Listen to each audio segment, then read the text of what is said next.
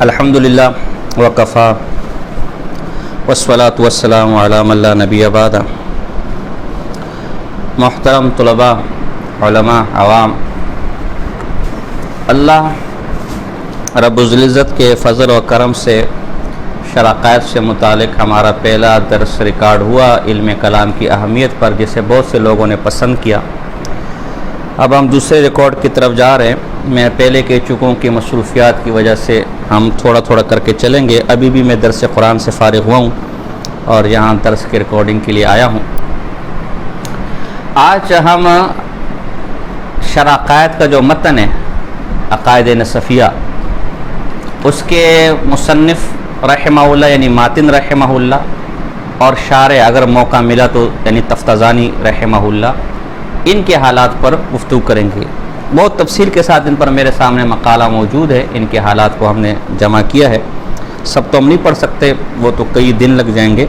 عام چیزوں کو ہم پڑھ لیں گے، اور ہمارا ماخذ اس حوالے سے تاریخ الاسلام ذہبی کی، سیر اعلام نبلاء امام ذہبی کی، طبقات المفسرین علامہ سیوطی کی، اور طبقات الفقہاء مفتاح السعادہ تاج کبری زادہ کی، اور الجواہر المزیہ، اور کئی بلا کتابیں، تاج التراجم قطب بغا کی، ابن قطب بغا کی، دیگر بھی کئی کتابیں ہمارے پیش نظر ہے جن سے ہم یہ حالات جمع کیے ہیں۔ تو جو ماتن ہے یعنی متن جو عقائد نصفیہ والے ہیں، ان کا نام ابو حفص عمر بن محمد بن احمد بن اسماعیل بن محمد بن لقمان النصفی ثم سمرقندی الملقب بنجم الدین و مفتی الثقلین۔ نجم الدین ان کا لقب بھی ہے اور مفتی الثقلین بھی کہا جاتا ہے۔ تو ان کے نام میں دو لفظ آئے، نصفی اور سمرقندی، باقی تو ان کا حسب نسب تھا۔ اس حوالے سے ہم کچھ گفتگو کرنا چاہتے ہیں۔ نصفی اس لیے کہلاتے ہیں کہ اس علاقے میں، نصف کے علاقے میں ان کی پیدائش ہوئی، اور سمرقندی اس لیے کہلاتے ہیں کہ اس کے بعد یہ سمرقند گئے، وہاں ان کی ساری زندگی گزری اور وہیں ان کی وفات ہوئی۔ جس علاقے میں پیدا ہوئے نصف، یہ ماوراء النہر کے اندر ایک علاقہ ہے، اور علامہ حموی نے اس کے متعلق کہا ہے کہ ایک بہت بڑا شہر تھا اور شہر ہے، اور کئی بازار اور کئی لوگ، کئی قبیلے اس کے اندر آباد ہیں۔ مغلوں کے زمانے میں اس شہر کو تاراج کیا گیا، جیسا کہ اپنا ساری اسلامی تاریخ کے اندر مغلوں کا کردار رہا ہے۔ یہاں ایک بات یاد رکھیں کہ ہم نے کہا نصف کا علاقہ یہ ماوراء النہر کی طرف ہے۔ ماوراء النہر کسے کہا جاتا ہے؟ آج کل کے زمانے میں دریائے جیجون، جسے دریائے آمو کہا جاتا ہے، آج کل جو اس کا جدید نام ہے وہ دریائے آمو ہے۔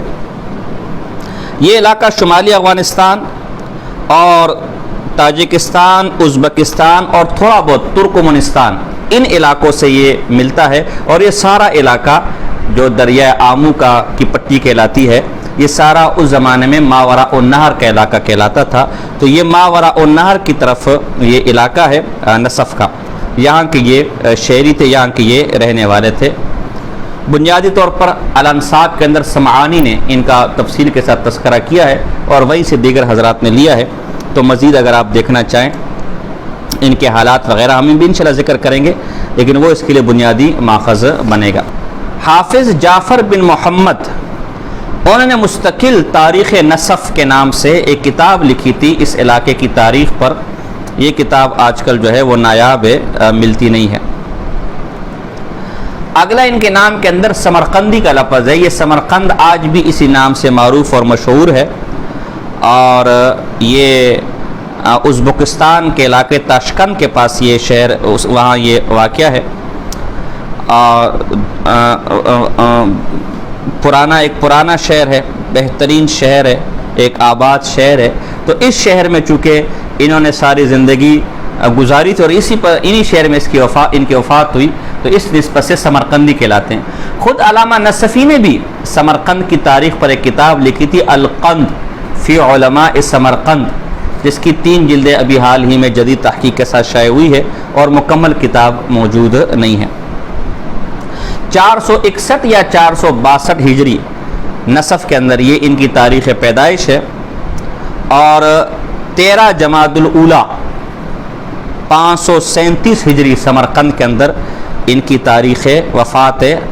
سمعانی رحمہ اللہ نے الانساب میں یہ بات لکھی ہے، اور بعد والوں کے لیے یہی پھر وہ بنیادی ماخذ بنا جس سے لے کر بعد والوں نے یہ تاریخ ذکر کی۔ اچھا، ان کے زمانے میں جو مشہور عالم تھے اسی علاقے میں، وہ امام زمخشری المعتزلی، وہ اسی زمانے کے آدمی تھے۔ ان کی تاریخ پیدائش 461 ہے، یعنی علامہ نصفی کی، اور زمخشری کی 467 ہے،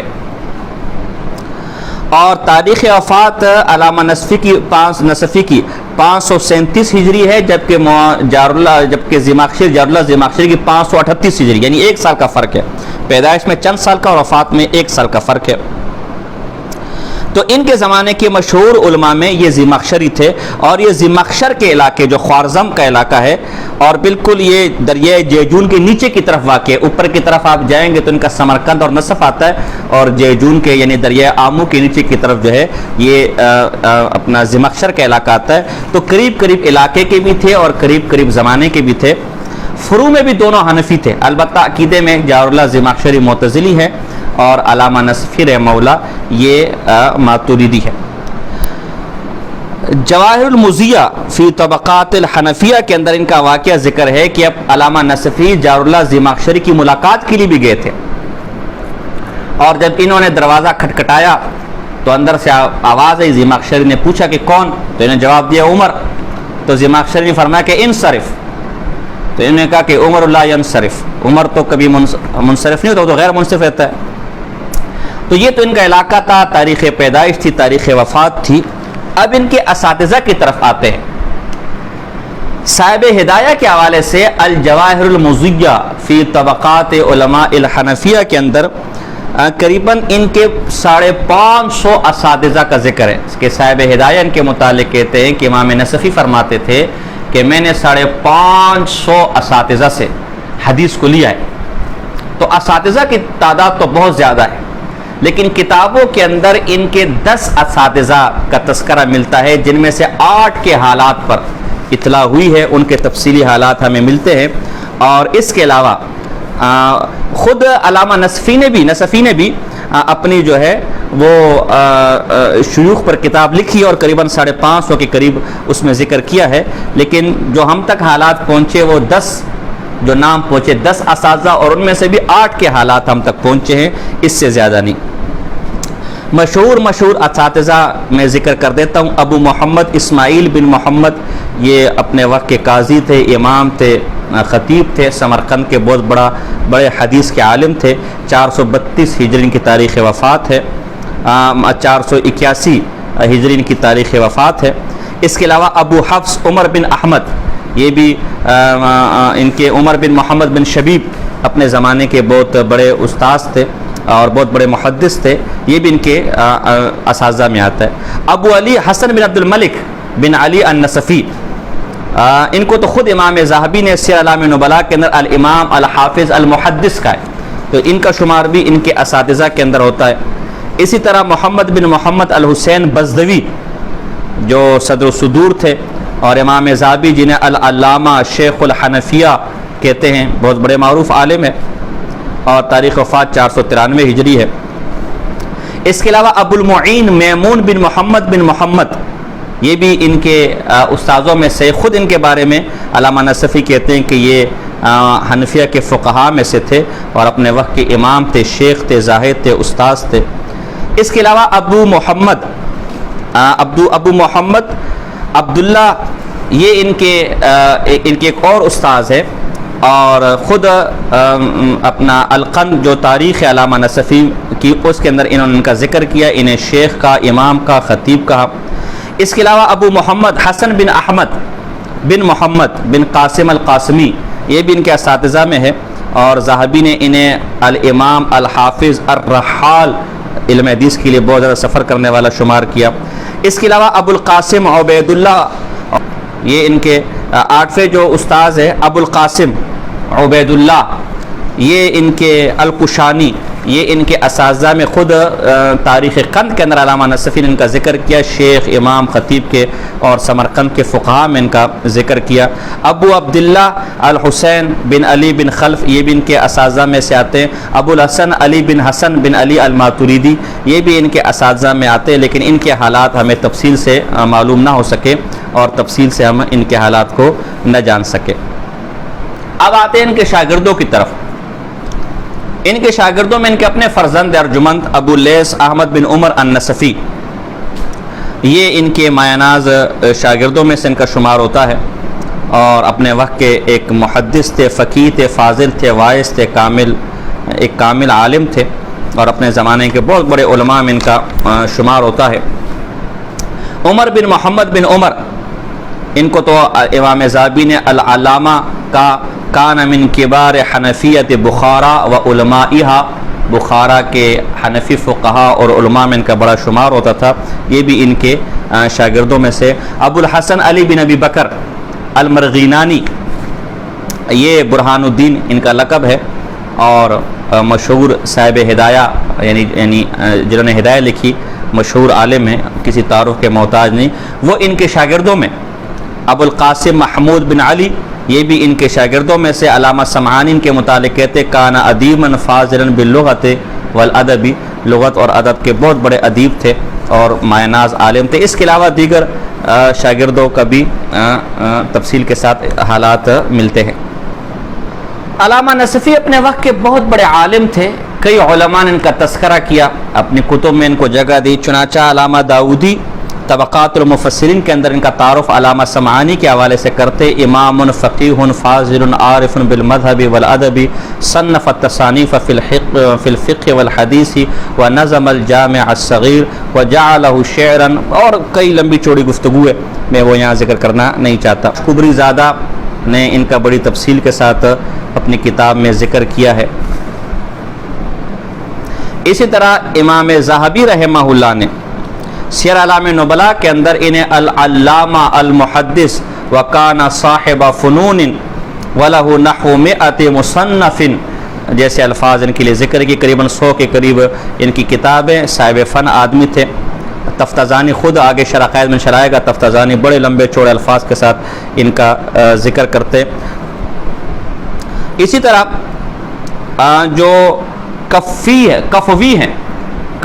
ہیں محمود بن سلیمان کفوی، جو انہوں نے بھی کشف الظنون کے اندر ان کا قول موجود ہے، انہیں اماما فکان اماما فاضلا اصولیا متکلما مفسرا محدثا فقیہا حافظا نحویا لغویا ذکیا فطنا احد الائمة المشہورین بالحظ الوافر من العلوم والقبول التام عند الخاص والعام، وكان استاذا نشر العلم املاء وتسخيرا وتصنيفا واستفاد منه الطلبة على اختلاف طبقاتهم، اور لمبا چوڑا ان کا تذکرہ کیا، اور بلکہ شیخ الاسلام اور صدر الاسلام تک انہیں کا۔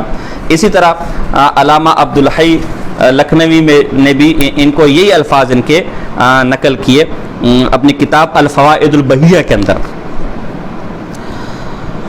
اس کے علاوہ ملا علی قاری رحمہ اللہ نے بھی حنفی علماء کے طبقات اور تاریخ پر جو کتاب لکھی ہے اس میں ان کا تفصیل کے ساتھ ذکر کیا۔ تو یہ چند بڑے بڑے ائمہ کا میں نے تذکرہ کیا جنہوں نے ان کو خراج تحسین پیش کیا، اور جس سے اندازہ ہوتا ہے کہ ایک بہت بڑے عالم تھے۔ ان کی کئی کتابیں جیسے امام ذہبی رحمہ اللہ کے حوالے سے گزرا، یہ قریباً 100 کے قریب کتابیں لکھی ہیں۔ مشہور کتابوں میں عقیدے میں تو یہی جو العقائد ہے اور جو عقائد نصفیہ یا عقید نصفیہ کے نام سے مشہور ہے۔ اس کے علاوہ بحث الرغائب لبحث الغرائب ان کی مشہور کی کتاب ہے۔ الاصول التي علیہا مدار کتب اصحابنا من جہت الامام ابی الحسن الکرخی۔ اس کے علاوہ تاریخ بخارا، بیان و مذہب المتصوفہ، اور تطویل الاسفار لتحصیل اخبار، تعداد الشیوخ لعمر، اس کتاب میں نے اپنے قریباً 550 شیوخ کا ذکر کیا۔ التیسیر فی علم التفسیر جو اب تک چھپی نہیں ہے۔ الخصائص فی المسائل، خصائص اللغہ، الخصائل فی الفروع، دعوات المستغفرین، زلۃ القاری فی بیان الخطأ فی قراءات القرآن الکریم و انواع و حکمہ، طلبۃ الطلبہ، یہ کئی دفعہ ان کی کتاب چھپی ہے، یہ بھی ان کی ایک کتاب ہے عقائد میں۔ تو یہ الفتاوی نصفیہ، القند فی ذکر علماء سمرقند، یہ مکمل کتاب نہیں چھپی، تو یہ کئی کتابیں ان کی ہے، مجمع العلوم ہے، مشارع الشارع ہے، المعتقد ہے، منہاج الدرایہ ہے، فی فروع الحنفیہ ہے، اور الجامع الصغیر شیبانی کی اسے نظم کی صورت میں یعنی جو کتاب ہے امام محمد کی مشہور، اسے نظم منظومہ کیا ہے، اور الیواقیت فی المواقیت یہ ان کی مشہور کتاب ہے۔ تو یہ ان کا مختصر تذکرہ میں نے آپ کے سامنے کیا، ان کے علاقے کا اور علماء کے ان کے بارے میں تعریف و توصیف کے کلمات، ان کے مؤلفات اور ان کے متعلق دیگر جو چند اہم باتیں تھیں، تو وہ علامہ نصفی رحمہ اللہ کے مختصر تذکرہ میں نے آپ کے سامنے کیا۔ تفصیل کے لیے میں نے کتاب کی شروع میں اپنے ماخذ بتا دیے تھے کہ آپ ان کی طرف رجوع کریں، تو انشاءاللہ خاص کر جو سمعانی کے الانصاب ہے، یہ بنیادی ماخذ ہے ان کے حوالے سے، اس کی طرف اگر آپ رجوع کریں گے تو انشاءاللہ بہت کچھ آپ کو وہاں ملے گا۔ اگلا پھر شارح ہے علامہ تفتزانی رحمہ اللہ۔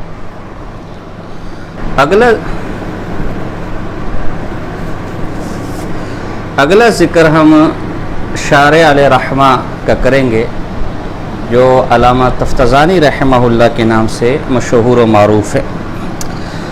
ان کا تذکرہ ابن خلدون نے اپنے مقدمے میں بھی کیا ہے، علامہ ابن حجر اسقلانی نے الدر الکامنہ میں بھی کیا ہے، اور ابن عرب شاہ نے عجائب المقدور کے اندر، اور ابن تغری نے الدلیل الشافی کے اندر، اور سخاوی نے وجیز الکلام کے اندر، ابن ایاس حنفی نے بدائع الظہور کے اندر، داودی نے طبقات المفسرین کے اندر، تاج کبری زادہ نے مفتاح السعادہ کے اندر، اور کفوی نے کتائب اعلام الاخیار کے اندر، کشف الظنون میں چلپین، اور کئی حوالے دیے جا سکتے ہیں اس حوالے سے۔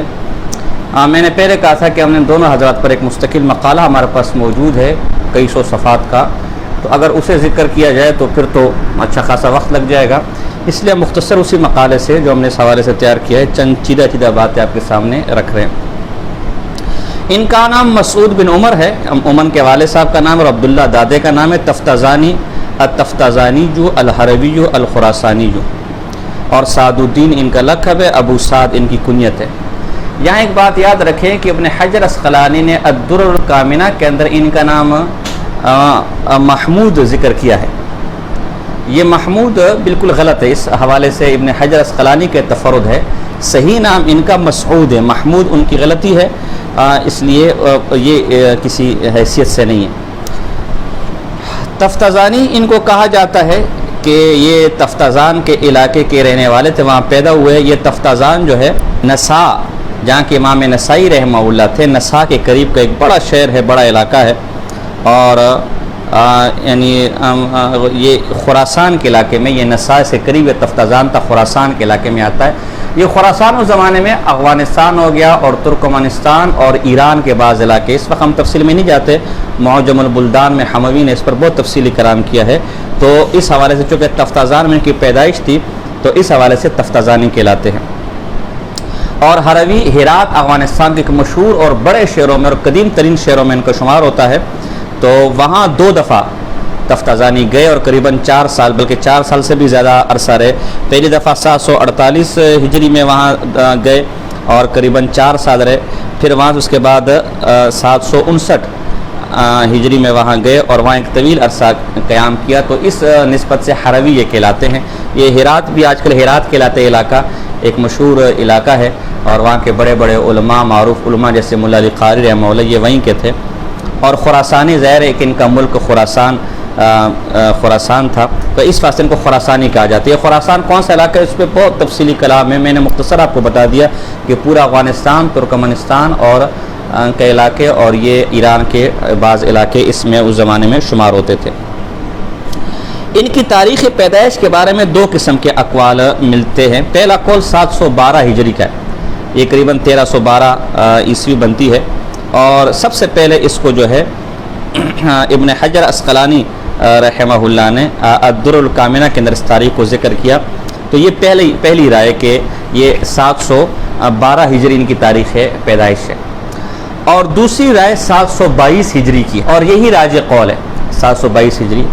اس کی وجہ یہ ہے کہ ان کے اپنے جو فتح اللہ شیروانی ہے رحمہ اللہ، انہوں نے خود ان کے متعلق کہا ہے کہ میں جب ان کی قبر کی زیارت کے لیے گیا تو ان کے قبر کے اوپر یہ لکھا ہوا تھا کہ ان کی جو تاریخ پیدائش ہے سفر کے مہینے کے اندر اور 22 تاریخ اور 722 ہجری اور سفر کا مہینہ تھا۔ ایک تو اس کی ترجیح کی دوسری تاریخ کی وجہ یہ ہے، دوسری وجہ یہ کہ متول کے بعد جو قدیم جن کی کتاب ہے، بعض قدیم جو نسخے ہیں اس پر بھی یہی تاریخ پیدائش لکھی گئی ہے۔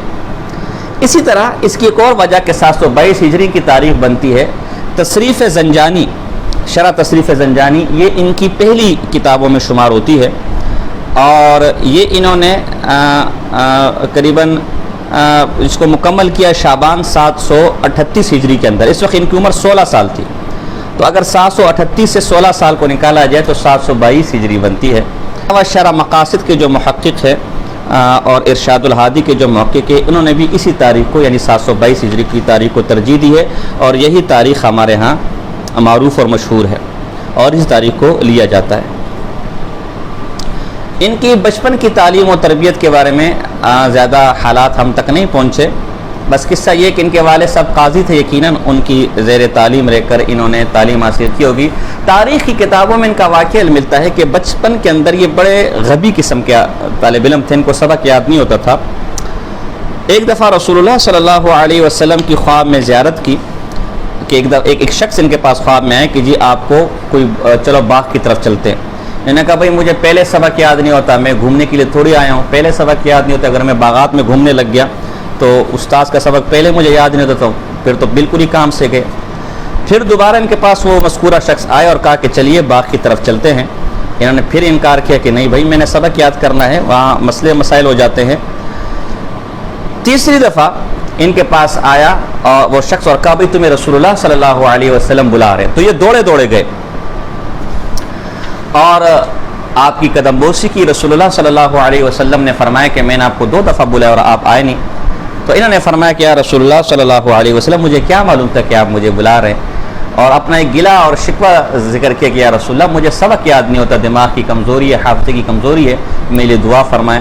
تو رسول اللہ صلی اللہ علیہ وسلم نے اپنے قریب کیا اور اپنے لعاب دہن، اپنا مبارک اور بابرکت لعاب دہن ان کے منہ میں ڈالا اور ان کی آنکھ کھل گئی۔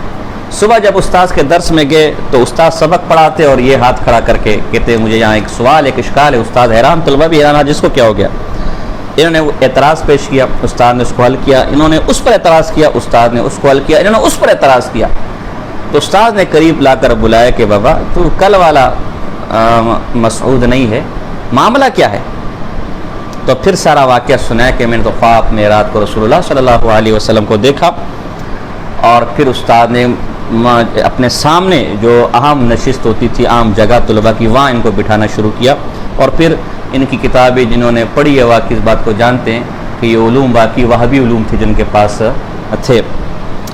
علم کے لیے مختلف علاقوں کے سفر کیے، سمرقند گئے، جرجان کے علاقے کا سفر کیا، ہرات کے اندر گئے، اجدوان کا علاقہ ہے، یہ سارے علاقے ہم نے مقالے کے اندر ان کے محل وقوع بھی لکھا ہوا ہے، لیکن اس وقت ہمارے پاس وقت نہیں ہے تو اس لیے یعنی خوارزم گئے، ہم اس تفصیل کی طرف نہیں جا سکتے، اور مختلف علاقوں میں وہاں کون سی کتاب کس جگہ ذکر کی اس حوالے سے بھی ہم نے یعنی لکھی ہے، کس علاقے میں ہم نے اس پر گفتگو کی ہمارے مقالے میں۔ سرخس، اس کو سرخس بھی پڑھ سکتے اور سرخس بھی پڑھ سکتے، دونوں کی طرح سے پڑھ سکتے۔ سمرقند کے اندر تو ظاہر ہے وہ تو ان کا پیدائشی علاقہ تھا، وہاں پر بھی گئے۔ اگلا مسئلہ کہ علامہ تفتزانی رحمہ اللہ مذہباً حنفی تھے یا شافعی تھے، یہ ایک مارکۃ الآراء مسئلہ ہے، اور ان کی ذہانت کی وجہ سے، فطانت کی وجہ سے، اور کمال کا آدمی تھا منطق میں، فلسفے میں، لغت میں اور بلاغت میں، تو یہ ایسی شخصیت تھی کہ ہر مسلک اور ہر مذہب والا اس کو اپنی طرف منسوب کرنے پر فخر محسوس کرتا ہے، فخر سمجھتا ہے۔ تو اس حوالے سے ایک مارکۃ الآراء بحث چھیڑی ہے کہ ان کا مذہب کیا ہے، آیا یہ حنفی ہیں یا آیا یہ شافعی ہیں؟ تو دونوں حضرات نے ان کو اپنے اپنے کھاتے میں ڈالا ہے۔ صاحب بحر و رائق ابن نجیم مصر نے ان کو حنفی شمار کیا، ملا علی قاری ان کو حنفی شمار کیا ہے، جبکہ شوافع میں سیوطی رحمہ اللہ نے اور حسن جلبی رحمہ اللہ نے ان کو شوافع میں شمار کیا، اور کفوی نے بھی جو باوجود حنفی ہیں ان کو اپنا، اس کے علاوہ تاش کبری زیادہ ہو گئے، ان کو شوافع میں شمار کیا ہے۔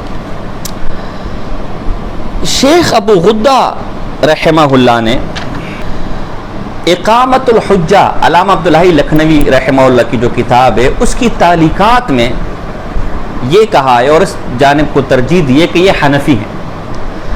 اس کی وجہ یہ کہ ایک تو یہ حنفیوں کے قاضی تھے، نمبر 2 فتاوی حنفیہ کے نام سے ان کا فتویٰ تھا، اور نمبر 3 تلوی کے اندر جہاں یہ اپنے آپ کو امام شافعی کے مقابلے میں رکھتے ہیں اور حنفیوں کا جب ذکر آتا ہے تو عندنا خلافا للشافعی کا ذکر کرتے ہیں، یہ سری دلیل ہے اس بات کی کہ یہ حنفی تھے، شافعی نہیں۔ مثلا جہاں خاص اور عام کا آپس میں تعارض ہو جائے تو وہاں یہ لکھتے ہیں کہ وَفَإِنْدَ الشَّافِعِيُّ يُخَصُّ الْعَامُ بِالْخَاصِ وَعِنْدَنَا، یعنی شافعی یوں کہتے ہیں اور عندنا ہم یوں کہتے ہیں، اور قریباً شیخ ابو غدہ نے 15 اس طرح کی عبارات پیش کی جس میں یہ امام شافعی کے مقابلے میں عندنا جب احناف کا ذکر آتا ہے تو عندنا یعنی ہمارے حنفیوں کے نزدیک یہ ذکر کرتے ہیں۔ یہ صریح اس بات کی تائید اور دلیل ہے کہ یہ حضرت حنفی تھے، لیکن یہ بات محل نظر ہے۔ اول یہ حنفیوں کے قاضی تھے، یہ کوئی مستند تاریخ سے بات ہم تک نہیں پہنچی جیسے کہ شیخ ابو غدہ رحمہ اللہ نے کہا۔ نمبر 2 ان کے حنفی ہونے کی یہ دلیل کہ یہ فتاوی حنفیہ انہوں نے تصنیف کی تھی، تو اس کے مقابلے میں شوافع کے مذہب پر اور مذہب کے مطابق بھی ان کا فتاوی موجود ہے، جیسے آگے ان کی تصانیف میں اس کا ذکر آئے گا۔ رہی تلوی کی یہ بات کہ وہاں یہ عندنا ذکر کرتے ہیں، تو میں اس تفصیل میں نہیں جانا چاہتا۔ اگر غور کیا جائے تو جو 15 عبارات شیخ ابو غدہ نے پیش کی ان میں سے 3 میں تو صرف یہ امام شافعی کا ذکر کرتے ہیں، اس کے مقابلے میں اپنا یا حنفیوں میں سے اپنے آپ کو شمار ہی نہیں کرتے، اور بعض عبارات ایسی ہیں کہ جس میں صرف وہ کسی اور کا قول نقل کرتے کہ عندنا، یعنی احناف یہ کہتے ہیں کہ ہمارے نزدیک یہ مسئلہ یوں ہے، یہ مسئلہ یوں ہے۔ تو میرے خیال میں سے یہ کوئی مضبوط دلیل نہیں ہے کہ یہ یقیناً اور حتمی طور پر جو ہے حنفی تھے، خاص کر کے جب بہت سے علماء احناف نے اپنے طبقات میں ان کو ذکر بھی نہیں کیا، چنانچہ ابن قطلبغہ نے تاج و تراجم کے اندر ان کو ذکر نہیں کیا، اسی طرح ابن حنائی نے طبقات الحنفیہ کے اندر ان کو ذکر نہیں کیا۔ کفوی نے باوجود حنفی ہونے کے کتائب العالم کے اندر ان کو جزم اور یقین کے ساتھ شوافع میں شمار کیا۔ لہذا میرے خیال میں سے اس باب میں علامہ عبدالحی لکھنوی رحمہ اللہ کی یہ رائے زیادہ مناسب ہے کہ یہ جو تھے محقق مذہبین تھے، لا شافعی کالشافعیہ ولا حنفی کالحنفیہ، دونوں مذہب کے محقق تھے، اور ان کی اپنی تحقیق کے مطابق جو رائے ان کو مناسب لگتی تھی، اگر وہ حنفیوں کی رائے مناسب لگتی تھی تو حنفیوں کی رائے کو لے لیتے تھے، اور اگر شافعیوں کی رائے مناسب لگتی تھی تو شافعیوں کی رائے لے لیتے تھے۔ اس لیے میرے خیال میں سے ان کو زبردستی خواہ مخواہ میں کسی ایک کھاتے میں ڈالنا مناسب نہیں ہے۔ یہی زیادہ بہتر قول ہے کہ یہ دونوں مذہب کے انتہائی زبردست محقق تھے، اور جو رائے ان کو مناسب معلوم ہوتی تھی اس پر عمل کر لیتے تھے، خواہ وہ شوافع کی ہو خواہ وہ احناف کی ہو۔ ہم اس وقت بہت مختصر انداز سے چل رہے ہیں، اگر کوئی صاحب اس حوالے سے گفتگو کرنا چاہیں یا ہمارے علم میں اضافہ کرنا چاہیں تو اس پر بہت تفصیل کے ساتھ کلام ہمارے پیش نظر ہے، ہم اس پر انشاءاللہ نظر ثانی کر سکتے ہیں۔ اب رہی یہ بات کہ یہ اشعری یا ماتریدی ہیں، جب ان کا حنفی ہونا اور شافعی ہونا مختلف فی ہو گیا تو سیدھی سی بات ہے کہ ان کا اشعری اور ماتریدی ہونا بھی مختلف فی ہو جائے گا۔ اس لیے اگر یہ حنفی ہوتے تو عقیدتاً ماتریدی ہوتے، اور اگر شافعی ہوتے تو عقیدتاً اشعری ہوتے۔ لیکن جن حضرات نے شراکت پڑھی ہے، یعنی حنفی اور ماتریدی ہونا تو ان کا مارکۃ الآراء مسئلہ ہے، لیکن جس حضرات نے گہرائی کے ساتھ شراکت پڑھی ہے ان کے نزدیک تو میرے خیال میں سے بالکل شرح صدر ہوگا کہ عقائد کی تحقیقات میں اور باریکیوں میں، اور یہ ہے کہ اس تفصیلات میں جس موقف کو اور جس مذہب کو اشاعرہ نے منتخب کیا ہے یہ اس طرف زیادہ مائل تھے۔ یوں کہہ سکتے جیسے علماء دیوبند اشعری زدہ ماتریدی ہیں، تو ان کے بارے میں آپ کہہ سکتے ہیں کہ یہ اشعری زدہ ماتریدی تھے۔ انہوں نے جگہ جگہ شرح کے اندر اشاعرہ کے مذہب کی تائید اور تحقیق کیا اور اس کو ترجیح دیے، خاص کر جب ابن حمام نے بھی ان کو اشاعرہ کے محققین میں شمار کیا ہے۔ اور بلکہ یعنی احناف میں سے کمال ابن الحمام نے تو ان کو سراتن اشاعرہ کا محقق کہا ہے، یعنی ان السعدہ من محقق الاشاعرہ۔ اسی طرح عبدالعزیز پرہاروی رحمہ اللہ نے بھی 3-4 مقامات میں نبراس کے اندر ان کو اشاعرہ کے محققین میں شمار کیا ہے، اور کئی مقامات پر تکوین وغیرہ استثناء اور ایمان مقلد اور دیگر کئی مقامات پر انہوں نے شرح عقائد کے اندر اشاعرہ کے مذہب کی تائید اور ترجیح پیش کی ہے۔ لہذا اس میں تو کوئی شک نہیں کہ یہ عقیدتاً اشعری تھے، اگرچہ کئی مسائل میں ماتریدیہ کی طرف بھی گئے، یعنی یوں کہہ سکتے ہیں کہ اشعری زدہ ماتریدی ہیں۔ اس حوالے سے بھی ہمارے سامنے ایک لمبی چوڑی ایک تحقیق موجود ہے الحمدللہ۔ تو چونکہ ہمارے ہاں ان کو ماتریدی ہی شمار کیا جاتا ہے اور خواہ مخواہ میں ہم نئی چیزیں چھیڑنا نہیں چاہتے ہیں، بعضوق کے لیے ہم نے اشارے کر دیا، اب وہ اپنی تحقیق پر خود آگے چلے۔ لیکن اگر اس حوالے سے بھی کوئی ہمیں نظر ثانی کے لیے کہتا ہے اور کوئی تحقیق پیش کرتے ہیں تو انشاءاللہ ضرور ہم اس پر نظر ثانی بھی کریں گے۔ تو دوبارہ سن لیں کہ نہ یہ بالکل شافعی ہیں نہ حنفی ہیں، بلکہ انہیں دونوں مذاہب میں سے جو مذہب اچھا لگتا ہے اور دونوں مذہب پر انہوں نے فتویٰ دیا اس کو اختیار کر لیتے ہیں۔ البتہ عقیدے میں انہوں نے اشاعرہ کے مذہب کو زیادہ ترجیح دی، اگرچہ جگہ جگہ ماتریدیہ کی بھی تائید کرتے ہیں۔ علامہ ایجی اساتذہ میں سے، علامہ ایجی جو اپنے وقت کے علم کلام کے بہت بڑے عالم تھے، وہ ان کے مایہ ناز استاذوں میں سے قطب الدین تحتانی شافعی جو یہ قطبی والے ہیں، یہ ان کے اساتذہ میں سے۔ ضیاء الدین قزوینی جو ایک بہت بڑے کانا امام عالم بالتفسیر اپنے وقت کے ایک امام تھے، وہ ان کے اساتذہ میں سے مشہور اساتذہ میں ان کے شمار ہوتے ہیں۔ مشہور شاگردوں میں سے حسام الدین الابی وردی متوفہ 816 ہجری معقولات کے بہت بڑے عالم تھے۔ حیدر رومی متوفہ 754 ہجری، حیدر خوافی متوفہ 820 ہجری۔ یہ ان کے بھی ہم نے حالات جمع کیے ہیں۔ علاء الدین رومی اور محمد بن عطاء اللہ الرازی الہروی ہو گئے۔ علاء الدین بخاری متوفہ 841 ہجری، جو علم کلام کے بہت بڑے عالم گزرے اور علم کلام پر ان کی مایہ ناز کتابیں بھی ہیں، ابن عربی کے کفر وغیرہ پر بھی انہوں نے کتابیں لکھی ہیں۔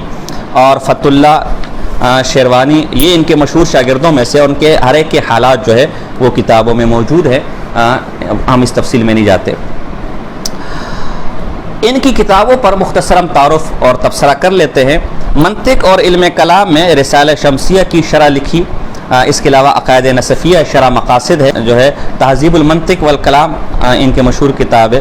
نحو اور صرف اور بلاغت کے اندر شرح تصریف زنجانی ان کی اولین تصنیفات میں شمار ہوتی ہے۔ کون سی کتاب کس سن میں لکھی اس پر بھی علماء نے کلام کی اور ہمارے سامنے بھی موجود ہے، لیکن ہم اس تفصیل میں نہیں جانا چاہتے۔ ارشاد الہادی ہے ان کی مطول ہے بلاغت کے اندر، جو انہوں نے جو تلخیص المفتاح ہے قزوینی کی، اس کی شرح لکھی، پھر اس کا اختصار کیا مخصوص المعانی کے ساتھ، جو درس کے اندر یعنی درس نظامی کے اندر نصاب کے اندر شامل ہے، جس طرح کہ شرح قاعدہ نصاب میں شامل ہے، اور تلوی بھی ان کی نصاب میں 3 کتابیں قریباً ان کی نصاب میں شامل ہے۔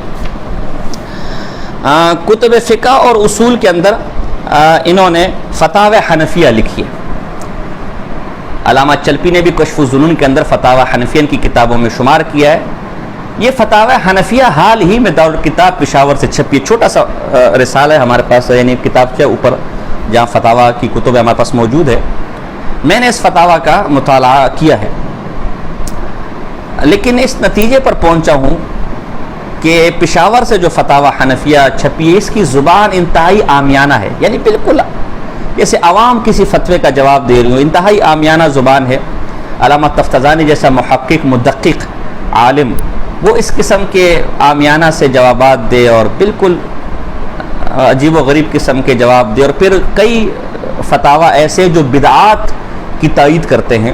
لہذا میں سمجھتا ہوں، اور پھر کوئی محقق نے اس کا مخطوطے کے حوالے سے بھی کوئی نہیں بتایا کہ اس کے مخطوطے کہاں ملے، کس طرح اس سے تحقیقی، کس طرح تلاش کی، تو میں سمجھتا ہوں کہ پشاور سے جو فتاوی حنفیہ چھپا ہے اس کے علامہ تفتزانی کی کتاب ہونا یہ محل نظر ہے۔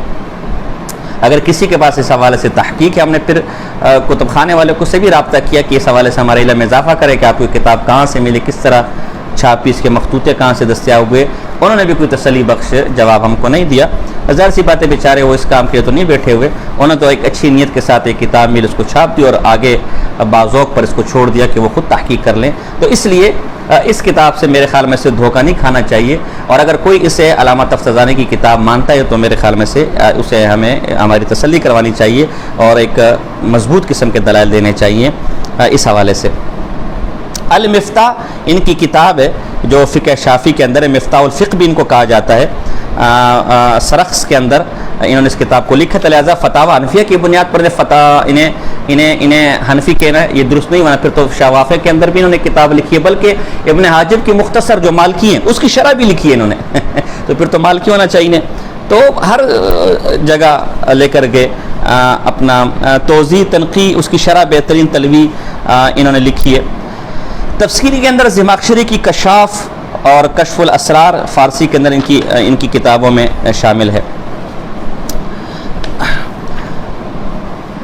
یہ ان کی چند کتابوں کا میں نے ذکر کیا ہے، دیگر بھی کئی ان کی کتابیں ہیں۔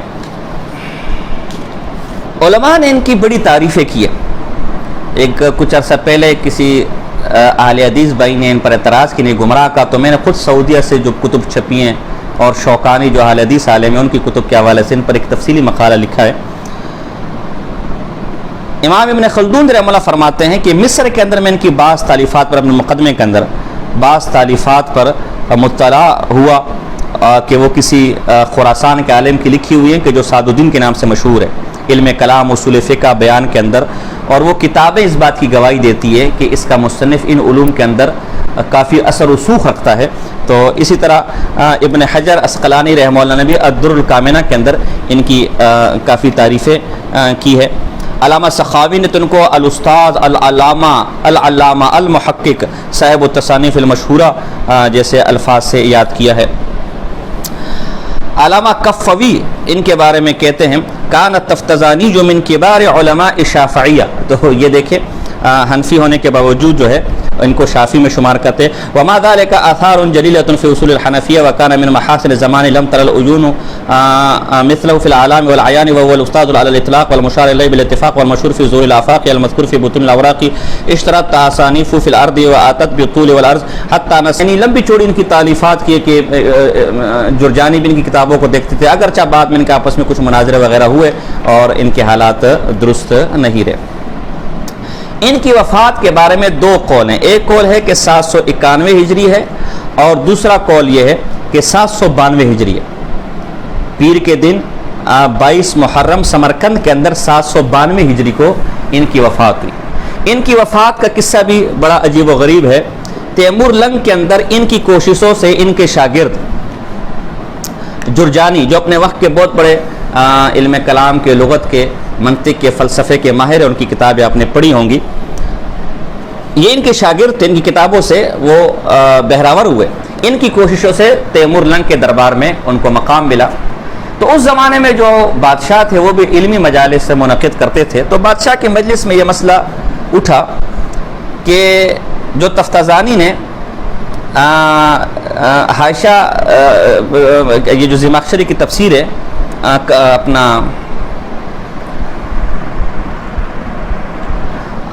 یہ جو زمخشری کی تفسیر ہے کشاف، اس کے حاشی میں اولئک علی ھدی من ربہم، اس میں استعارہ طبعیہ اور استعارہ تمثیلیہ یہ دونوں تسلیم کیے، حالانکہ درست نہیں ہے کیونکہ دونوں مفرد و مرکب ہے۔ ایک کے اندر جو تمثیلیہ ہے وہ کئی چیزوں سے اس کا انتزاع ہوتا ہے، تو وہ بحکم مرکب ہوتا ہے، اور طبعیہ بحکم مفرد ہوتا ہے، تو دونوں ایک ساتھ جمع نہیں ہو سکتے، لہذا یہ غلط ہے۔ اور جرجانی کا موقف بھی یہی تھا کہ دونوں یعنی دونوں استعارے ایک ساتھ نہیں ہو سکتے، اور بحث ایک چھڑی، اور پھر نعمان خوارزمی جو معتزلی تھا اس کو حکم مقرر کیا گیا۔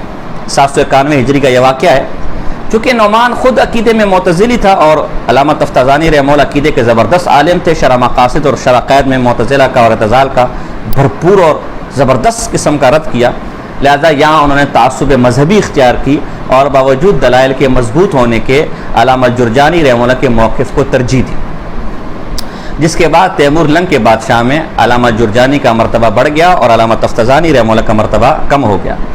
چونکہ نازک مزاج آدمی تھے، بڑے آدمی تھے، آپ کو پتہ ہے جو نازک مزاج لوگ ہوتے ہیں، حساس لوگ ہوتے ہیں، وہ بعض باتوں کو دل پہ لے لیتے. یہ بات انہوں نے دل پہ لے لی، گوشہ نشین ہو گئے، اور اس کے 1 سال بعد 792 ہجری میں ان کا انتقال ہو گیا. اس کے بعد یہ مسئلہ ایک محققین کے لیے مارکۃ الآراء مسئلہ بن گیا کہ یہ ہے کیا اصل میں. تو اس پر مختلف تصانیف لکھی گئی، علماء نے تحقیق کی. ہم تک جو پہنچی ہے وہ چند چیزیں میں آپ کے سامنے ذکر کروں گا. علامہ شوکانی نے فتح القدیر میں اپنی ایک کتاب کا ذکر کیا اس حوالے سے، التود المنیف فی ترجیح ما علامہ قالہ السعد علامہ قالہ الشریف. ان کی کتاب ہمارے پاس ہے، یہاں اس وقت میرے پاس نہیں، مدرسے کے اندر ایک چھوٹا سا رسالہ ہے، بہترین. انہوں نے ترجیح دی ہے کہ اس باب میں علامہ سعد الدین تفتزانی رحمہ اللہ کا قول یہ زیادہ راجح. اس کے علاوہ علامہ علوسی رحمہ اللہ نے اس پر ایک کتاب لکھی ہے، الاجوبۃ العراقیہ عن الاسئلۃ الایرانیہ. یہ کتاب فی الحال اب تک نہیں پہنچی، چھپی ہے لیکن مجھ تک فی الحال یہ نہیں پہنچی، میں نے اس کو تلاش کیا ہے. البتہ رولمانی کے اندر بھی اگر اسی مقام کو دیکھ لیا جائے تو وہاں اس پر کافی کچھ مل جائے گا. متداول کتب میں اگر آپ اس بحث کو دیکھنا چاہتے ہیں تو ایک تو علامہ علوسی کی روح المعانی، علامہ علوسی رحمہ اللہ کی روح المعانی کے اندر اولئک علی ھدی من ربہم، یہاں اس میں انہوں نے کافی اچھی گفتگو کی ہے. اور ابن عاشورہ محمد بن طاہر عاشور جن کی تفسیر عاشورہ 19 جلدوں میں ہے، انہوں نے بھی بڑی زبردست قسم کی گفتگو اس مقام پر کی ہے اس آیت کے ذیل میں، اور علامہ سعد الدین تفتزانی رحمہ اللہ کے قول کو ترجیح اور مذہب کو ترجیح دی ہے. تو یہ مختصر اس حوالے سے اگر آپ تفصیل دیکھنا چاہیں تو ہمارے پاس ایک یہ ضخیم مقالہ موجود ہے، آپ اگر لینا چاہیں ہم سے اس کو لے سکتے ہیں. یہ مختصر میں نے جو شرح عقائد کے ماتن اور شارح یعنی تفتزانی رحمہ اللہ کے نام سے معروف ہے اور نصفی رحمہ اللہ کے نام سے جو ماتن معروف ہے، ان کے حوالے سے میں نے مختصر ان کے حالات کا ذکر کیا، اس لیے کہ جب تک آپ کے سامنے مصنف کی عظمت اور بڑائی نہیں ہوگی تو کتاب کو پڑھنے میں دلچسپی نہیں ہوگی. تو جب دونوں اپنے وقت کے بہت بڑے علماء تھے، علم کلام کے ماہر تھے، تو اس کے بعد کتاب کو پڑھنے کا شوق اور ذوق اور بھی بڑھے گا. تو یہ میں پھر ایک دفعہ کہوں گا کہ بہت ہی ابھی بھی یہ سبق میں 2 نشستوں میں کر رہا ہوں، بیچ میں کچھ حضرات مہمان آ گئے تو ہمیں سبق چھوڑنا پڑا. تو دعا فرمائیں کہ اللہ پاک ہمیں موقع بموقع وقت دیتا رہے اور ہم اس حوالے سے دروس ریکارڈ کرتے رہیں. آپ سے گزارش ہے کہ ان کو بغور سنیں. انشاءاللہ اللہ کی رحمت سے میری امید ہے کہ اس میں آپ کو ایسی ایسی چیزیں ملیں گی جو عام شروع کے اندر انشاءاللہ یا عام دروس کے اندر آپ کو نہیں ملے گی. وما علینا الا البلاغ المبین.